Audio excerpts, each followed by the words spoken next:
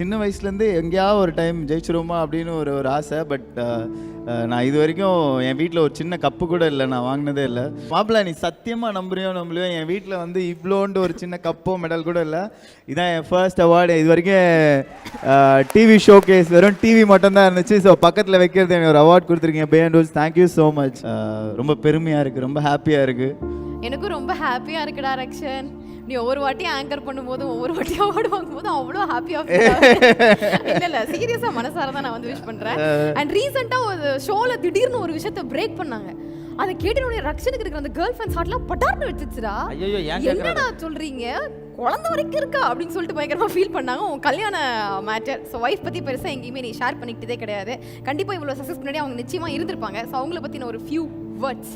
கண்டிப்பாக ஆக்சுவலி வந்துட்டு இது வரைக்கும் நான் எவ்வளோ ஷூட்டுக்கு கூப்பிட்ருக்கேன், அடம் பிடிச்சிருக்கேன். ஏன் நம்ம விஜய் டிவிலேருந்து மிஸ்டர் சின்ன திரைக்கெலாம் வரணும் அப்படின்லாம் சொல்லி என்னென்னமோலாம் சொல்லியிருந்தாங்க. பட் ஆனாலும் ஃபர்ஸ்ட் டைம் நான் ஏதோ வின் பண்ணுறதை பார்க்கணும் அப்படின்றதுக்காக இந்த தடவை அவங்களா வரேன்னு சொல்லியிருந்தாங்க. தேங்க்யூ ஸோ மச் வந்ததுக்கு. ஏன்னா அதை தாண்டி எனக்கு என்ன சொல்கிறது தெரியல, ஒரே ஷையாக இருக்குது. அவ்வளோ கிட்டத்தட்ட எனக்கு ஸ்கூல் டேஸ்லேருந்து தெரியும், என்னோடய ஃபர்ஸ்ட் லவ் அவங்களே தான் கல்யாணம் பண்ணியிருக்கேன். அது இல்லாமல் வந்து பார்த்தீங்க அப்படின்னா நான் ஃபஸ்ட்டு என் ஃப்ரெண்டாக இருந்தா, அப்புறம் என் லவ்வராக இருந்தா, அப்புறம் என் ஒய்ஃப் ஆனா, அதுக்கப்புறம் வந்து என் குழந்தைக்கு அம்மா ஆனா. பட் இன்னமும் she is being my friend. எனக்கு ரொம்ப சப்போர்ட்டிவாக இருக்குது. அதுவும் இந்த மீடியாவில் எல்லாருக்கும் தெரியும் அப்ஸ் அண்ட் டவுன், ஓவர் நைட்டில் மாறும் எப்படி வேணாம். But she was always been there for me. And எனக்கு என்ன சொல்கிறது தெரியல. தேங்க்யூ டி, தேங்க்யூ ஸோ மச். ஆடா இங்கிருந்தே அந்த சீனை பார்க்கறதுக்கு ரொம்ப நல்லா இருக்கு. என்ன ஸ்டேஜுக்கு வர முடியலன்ற ஒரே ஒரு ஃபீலிங் தான். வரும்போது அம்மா சத்தியெல்லாம் கேட்டிருக்கா, நான் அப்போ தான் வருவேன், என்னை கூப்பிடக்கூடாது ஆடக்கூடாதுன்னெலாம். பட் ஆனால் இல்லை எல்லாமே பேக் ஸ்டேஜ்லேயே இருந்து உனக்கு இவ்வளோ தூரம் சப்போர்ட் பண்ணியிருக்காங்க. நீ முதல் தடவை எங்களுக்கே இப்போ தான் காட்டுற.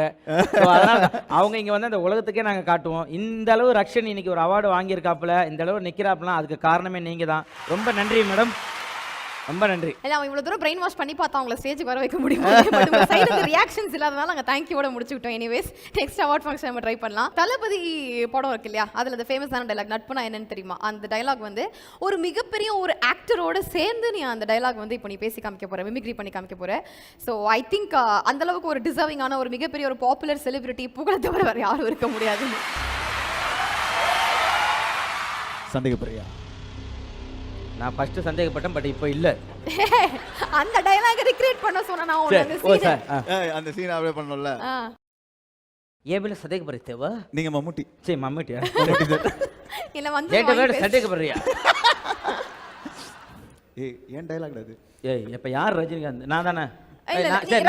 ரக்ஷன் தான் வந்து சொல்வான் அவன் யாரு நீ யாரு அப்படி. சரி நான் யாரனாலும் ஓகே. நம்ம மாப்ள நீ மம்மி, நான் சூப்பர் ஸ்டார். சரி சூப்பர் ஸ்டார். அப்ப எனக்கு டயலாக் இல்ல, நீ தான் பேசணும்.